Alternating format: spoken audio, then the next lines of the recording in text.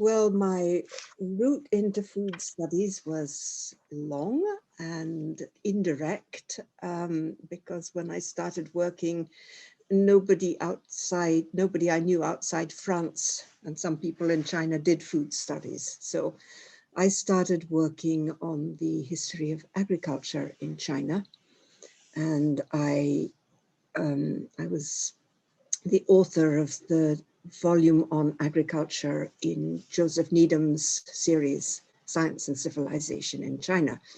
So I was working on the history of producing food, but the consuming of food came into it much less. And we didn't really think in terms of food studies then, we thought in terms of agriculture and farming.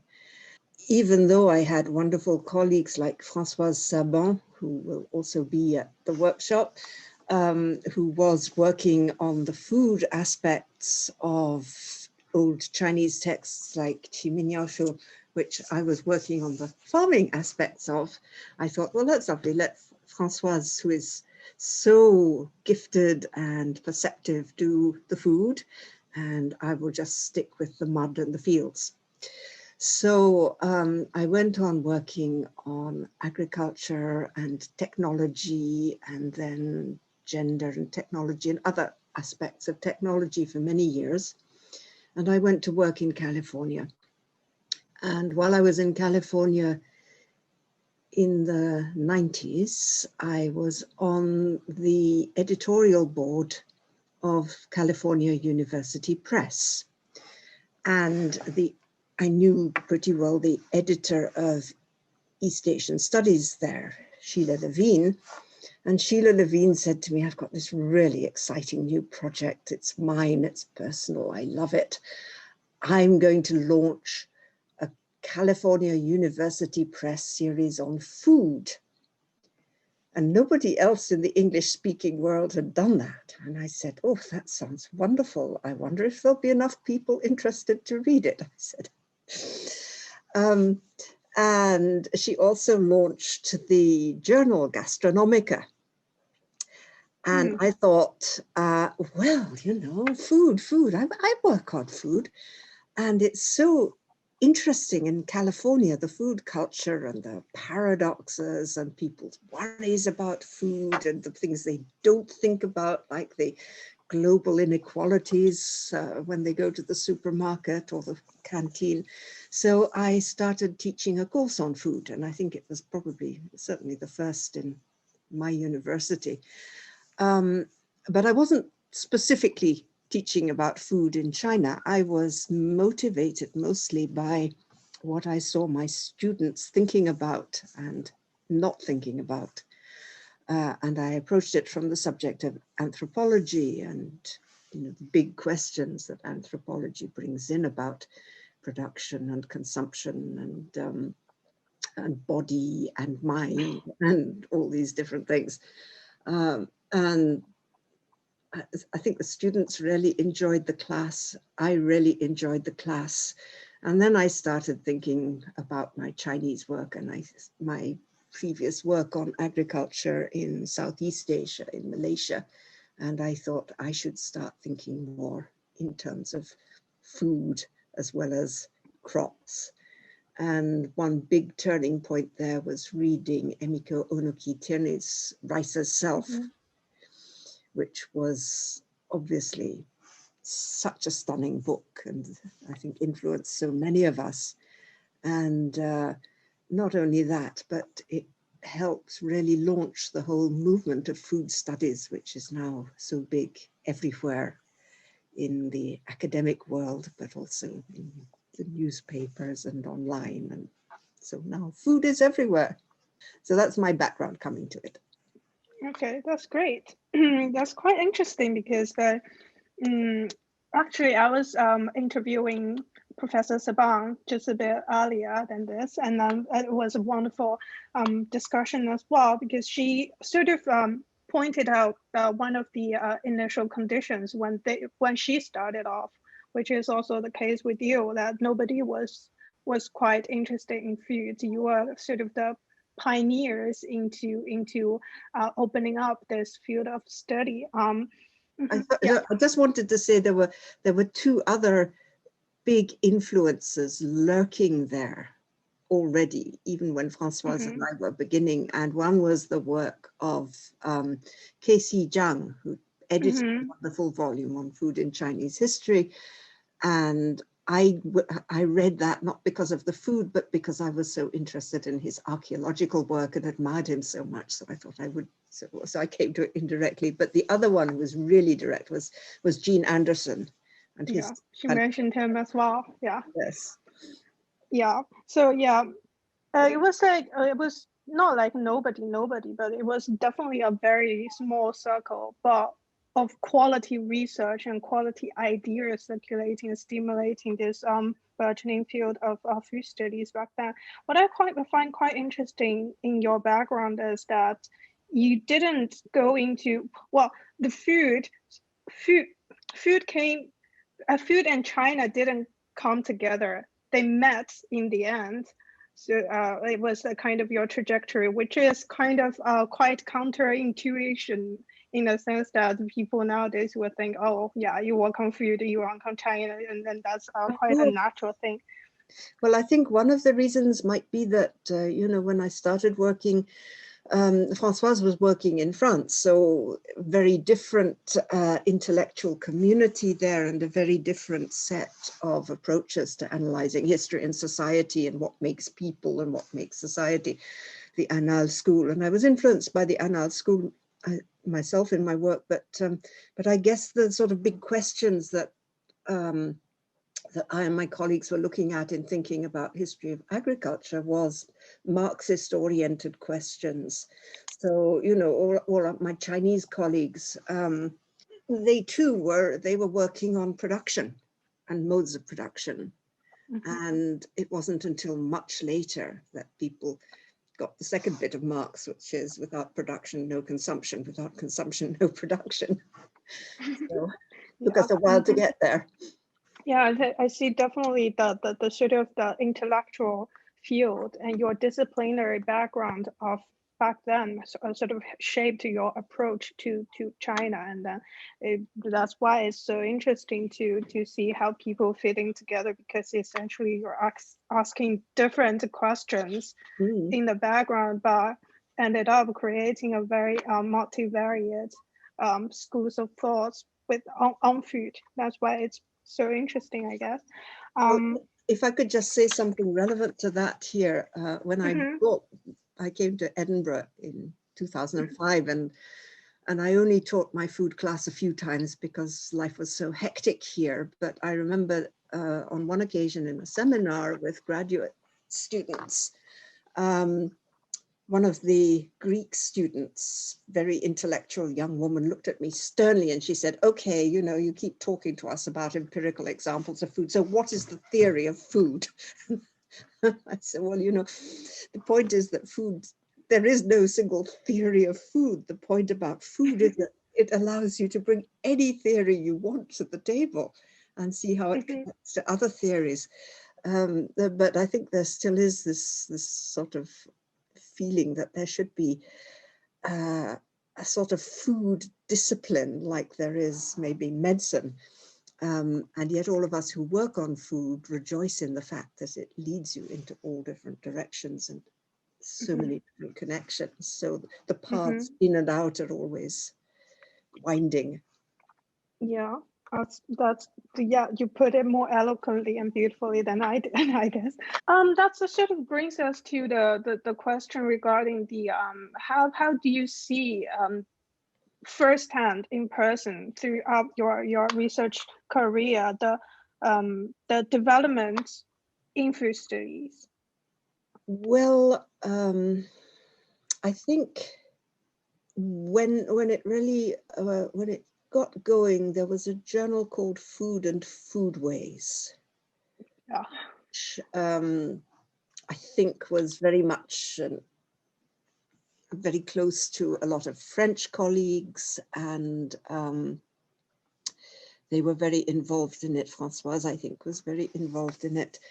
but it was in English because already the hegemony of the English language was so great that you needed an English title for your journal in order for anybody to look at it. So Food and Foodways took many approaches to food, but I think it would be fair to say that most of them were social and cultural in and sort of more consumption oriented, because one thing it was doing was plugging a gap where everybody out there was working on modes of production and the development of underdevelopment and things like that. And suddenly it seemed that, you know, looking at whether people were hungry or well fed and what they did with what they had was a very valuable complement to that, but also took you into very different areas of understanding human life. So I think in the beginning there was a kind of segregation between the two endeavors. And, you know, the people who worked on whether or not development was good for peasants in India did, of course, say, well, do they get anything to eat at the end of it? But they weren't particularly interested in what they were eating at the end of it. And then gradually, I think, with greater awareness of global chains, global trajectories, and the turn to consumption studies, I think that the barriers between the two approaches dissolved, so that now people who are really prominent in food studies are very happy to combine, well, they see that it is essential to combine the making and the eating, the getting and the enjoying, or the hunger and the political structures. So I think that it has become a much more organic, what's the word, integrated field, so that people really do not think about, you know, they do not look at a recipe without thinking, how is it possible to actually imagine this recipe is coming into being? And that will involve biology, it will involve geography, it will involve trade, it will involve power, it will involve desire, it will involve all these wonderful things. You have to be a polymath these days to do food studies. It's becoming like a hurdle where anything you can think of can be put into the hurdle, which is exciting, but also could that sort of lead to a new challenge? Because I was just thinking about my conversation with Saban earlier.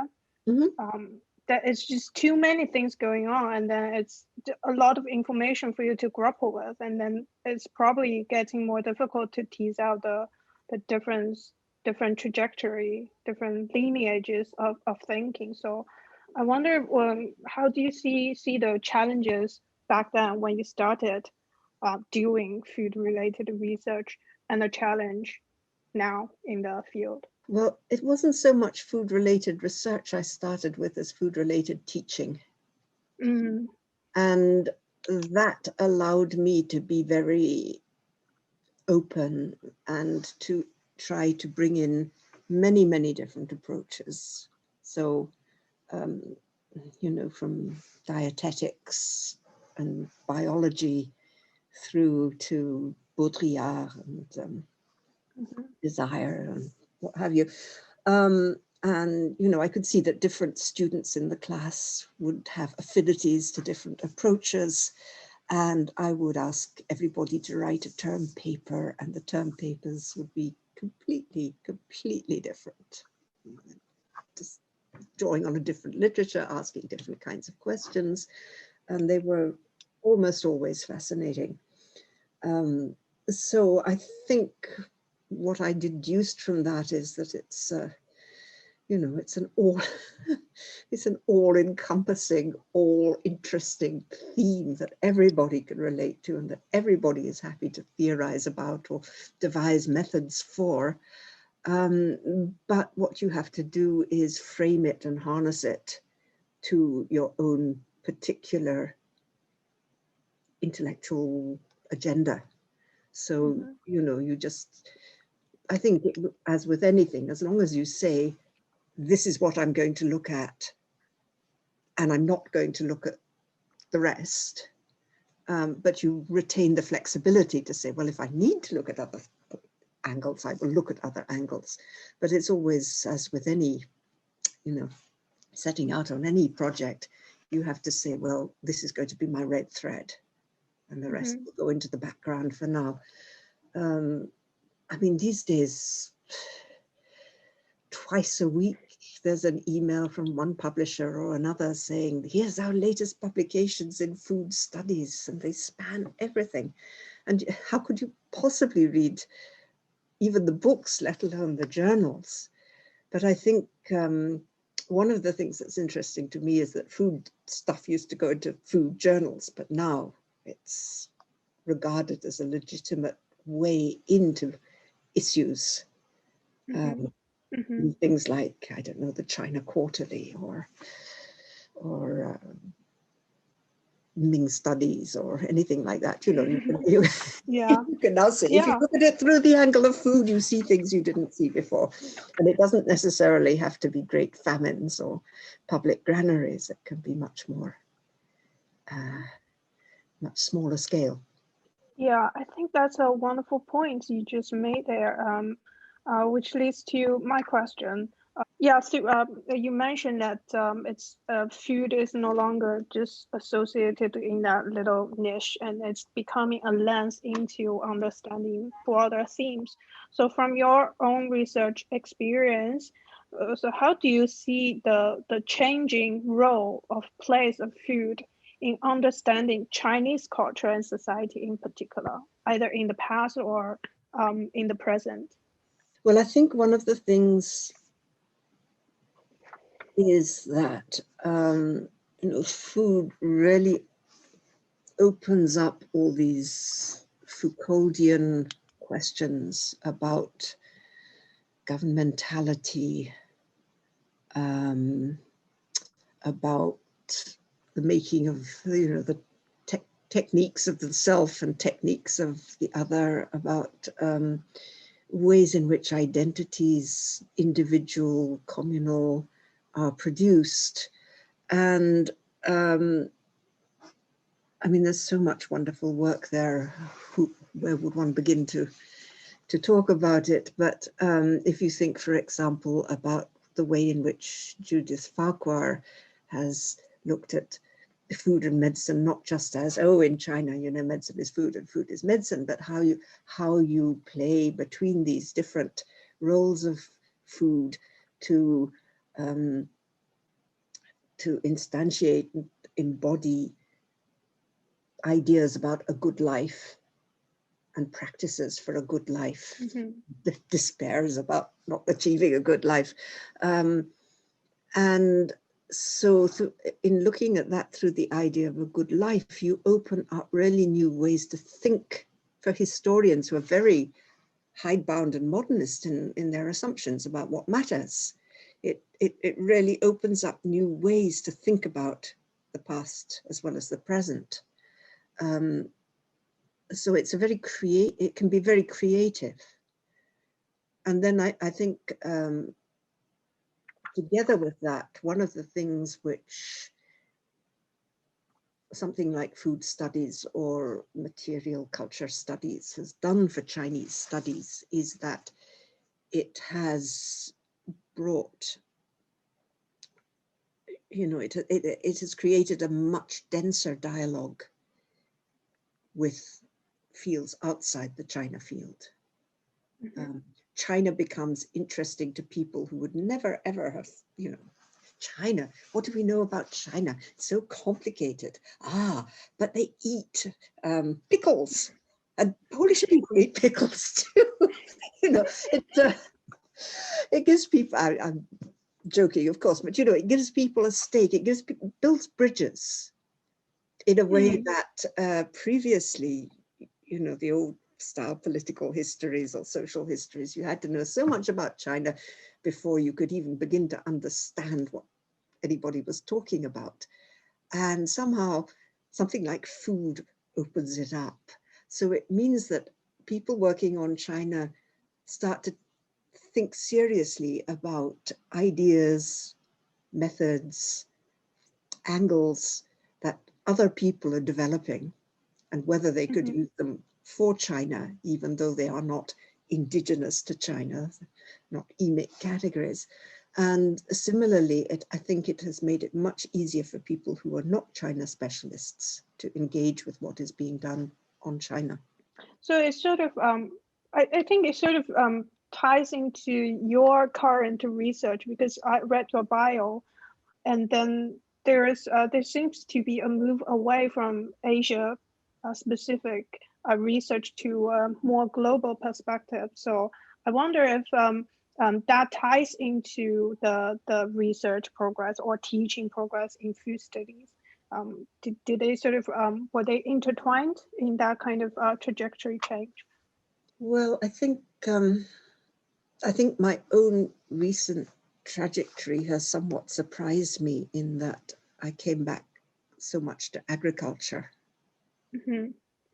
But then the questions about agriculture in China that had really exercised me in the old days, about, you know, involution and all the rest of it. Fortunately, I think the arguments we were making then have become quite widely accepted. So we don't have to fight those battles anymore. So we can go out and find new battles to fight.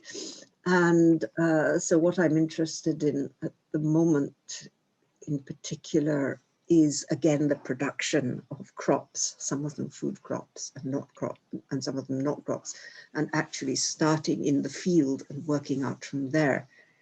And looking at the worlds you can build out from a crop. So I've been collaborating with three other historians of technology and agriculture on that. And one is a specialist on fascist Europe, one is a specialist on the colonial and post-colonial United States and capitalist commodities like tobacco and cotton. And one is a specialist based, I mean, he is Indian and he works on the tea industry and related commercial colonial crops in India. So there we're just looking to see, you know, what these intersections between very different backgrounds produce in way of critique of standard assumptions about what a crop is and how it's used.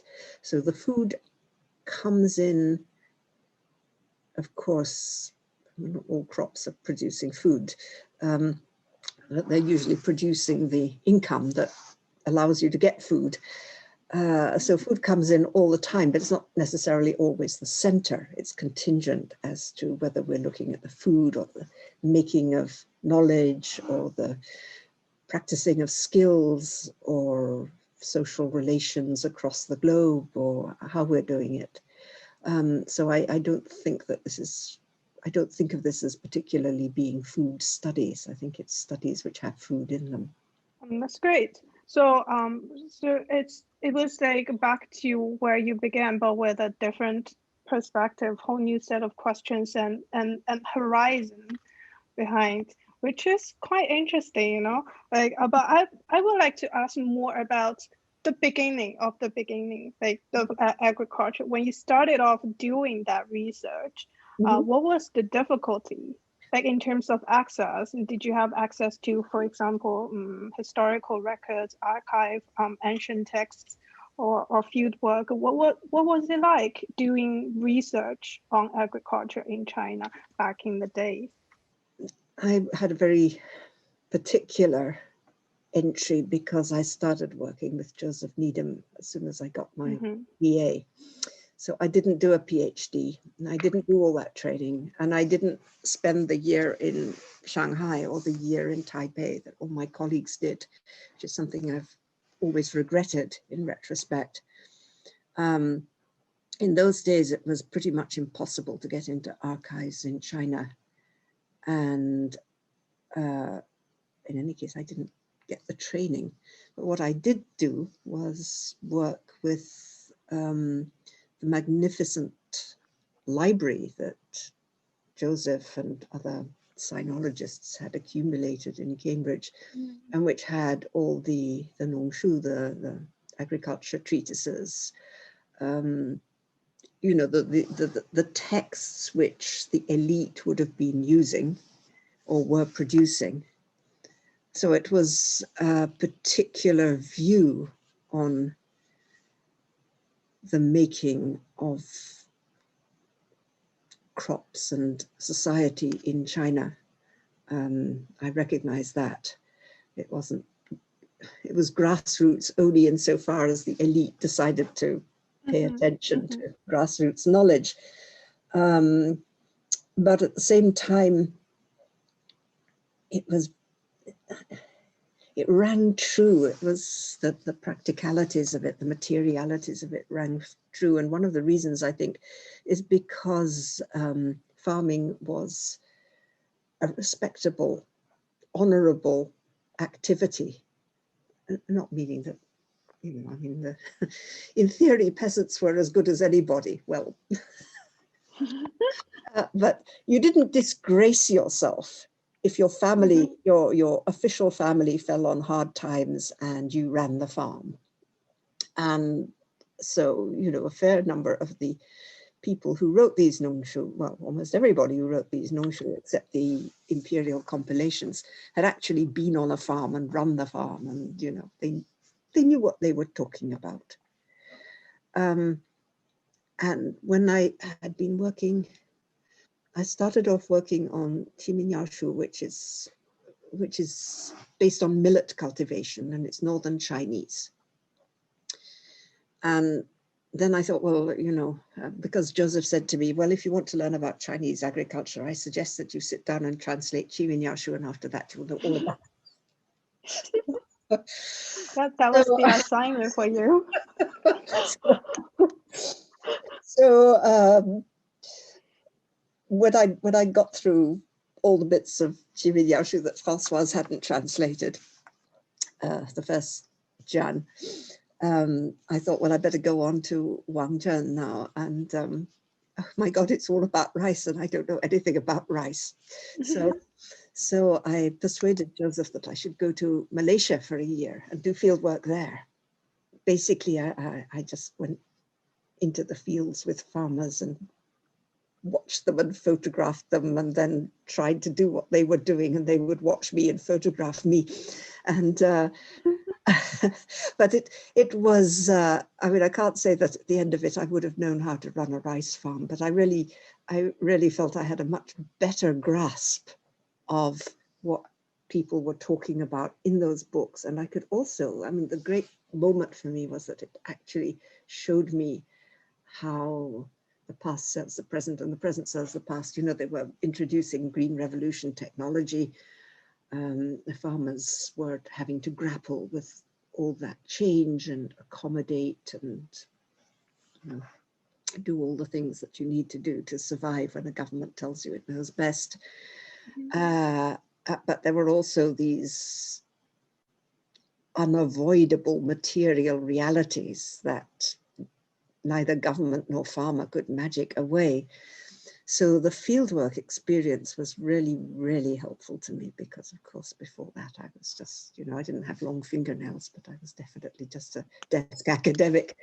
And I think I came back to those texts with a completely different perspective then.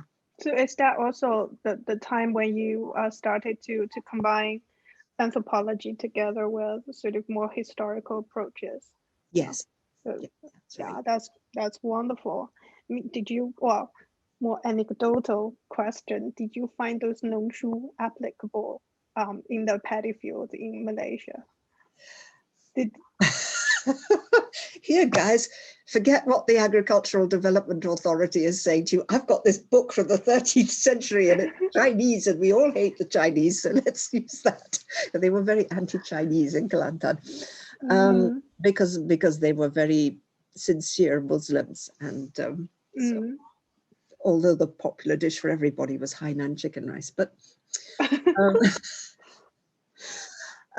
yes, I saw how, it was as if the text suddenly started to gain a new dimension for me, because I could now understand the material processes and the technical procedures and sequences that they were describing. And it wouldn't really have been transferable because the kind of ideal rice culture in most of the Chinese books is jiangnan. And it depends on irrigation, accretions of irrigation schemes. And what they had in Malaysia was a much more tropical climate, very different seasons, very different rice varieties with different needs. And also what they had was a river that flooded once a year, and a monsoon rain that flooded everything once a year. So in a way, what the Green Revolution was trying to do was make it more like Jiangnan, to introduce irrigation schemes and more intensive cropping. And it didn't really work very well for a number of reasons. Complicated embedding of agriculture into other activities, which made it very hard for people to make the transition to a double cropping system and survive economically. And then one of the interesting things was that even at the time, the irrigation challenges were very great. The modern engineering, there is no perfect solution. You have to keep working things out as you go along. The infrastructure is very expensive. It's very difficult to make changes, but it doesn't always work according to the first plan. And it's interesting that now, 40 years later, they still have these same problems that they were facing when they first began introducing the irrigation scheme, that they can't control the water. So it's, it's more like being in, actually in Hebei than like being in Jiangnan. Yeah, they're just trying to like make everyone everywhere that rice can grow follow the Jiangnan model, which obviously doesn't work. Exactly. Yeah, fascinating if you go into the details of it. I'm sure there's so much we can talk about on that, but I would like to try to have us talk a bit more about the sort of resources when you were using. You mentioned Casey Chang's work. What kind of influence? What kind of role did that book play in your formulation of your research agenda, and do you sometimes go back to it? Oh, yes. Yes. Well, Françoise has actually written a very important article, which I think came out about 3-4 years ago, which is a sort of state of the field of Chinese food studies, which became my little Bible for a few months last year, because I was invited to write a chapter on food for the Routledge Cultural History of Technology, which is divided into 6 volumes corresponding to different time periods, all of which, of course, are Western. So they had this volume called Medieval. So the editor wrote to me and said, would I be interested in doing an essay for them on food in medieval China, and it would be so nice to hear all about rice. So I wrote back and said, well, sorry, mate. What was it? What were their dates? Completely hopeless dates by Chinese standards, 800 to 1400. So I said between 800 and 1400 in China, a lot of help. It's a long time. There are absolutely radical transformations, not least in diet. So do you mind if I write about why medieval is a useless concept and illustrate it with food in China? So she said, sure, go ahead. But this meant that, of course, I had to come back to a field where I had only been picking and choosing what suited me. And I had to try and see what other people had been doing meanwhile. And, it's not enough just to say, oh, well, they used to eat millet. The government used to eat millet, and then the government started eating rice. And so Françoise and one or two other people have done really important surveys. And the interesting thing is that actually there has been a huge amount of empirical study in China, where food studies is very big too now. But there's only a few scholars who have really been asking the kinds of questions about food that relate closely to the approaches that Western scholars might want to take. So Oliver Wang, Wang Lihua, and one or two other people like that have really been using food as a vehicle to ask questions about society. Whereas there have been there have been encyclopedias of wonderful empirical studies which bring us sources we never knew existed. But they're so huge that where to begin mining them, especially as they're not easily available outside China.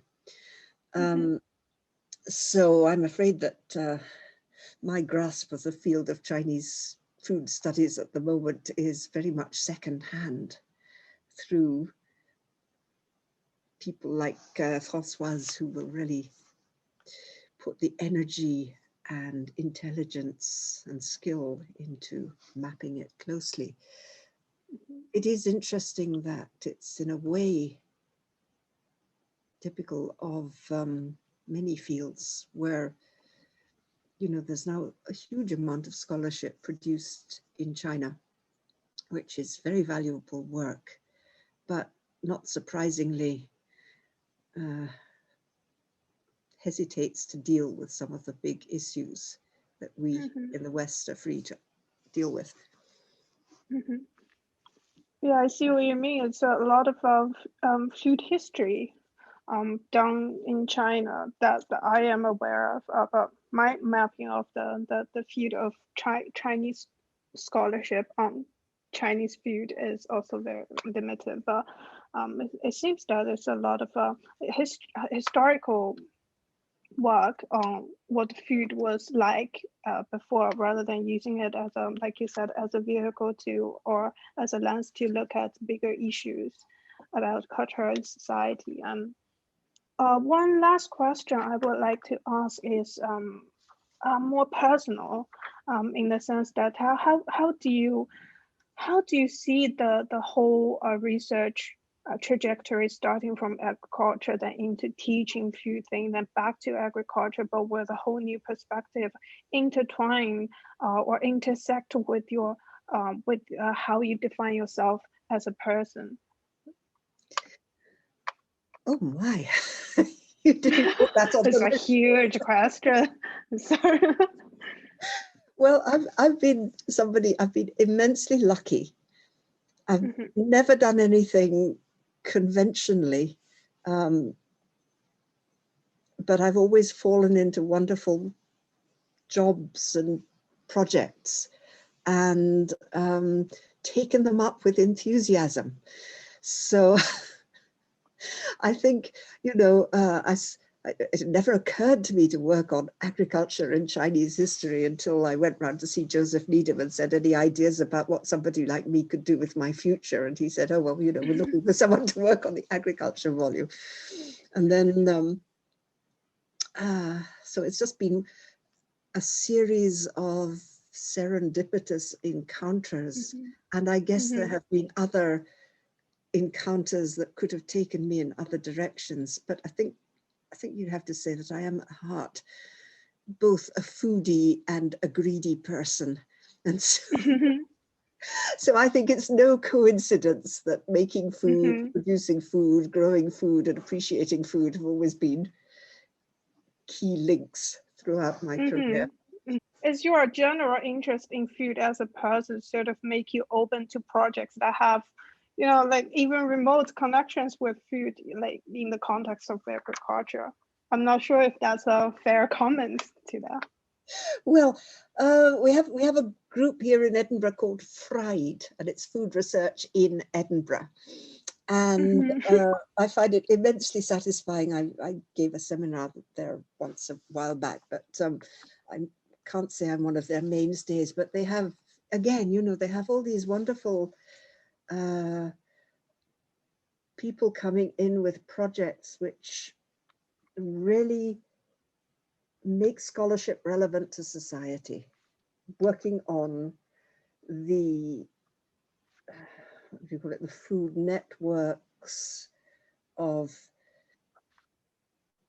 you know, families struggling to survive in the Caribbean, or families struggling to survive in Edinburgh. Government policies here to deal with malnutrition and hunger. And you put that together with people who are working on food and slavery, or food and the spice trade, or whatever.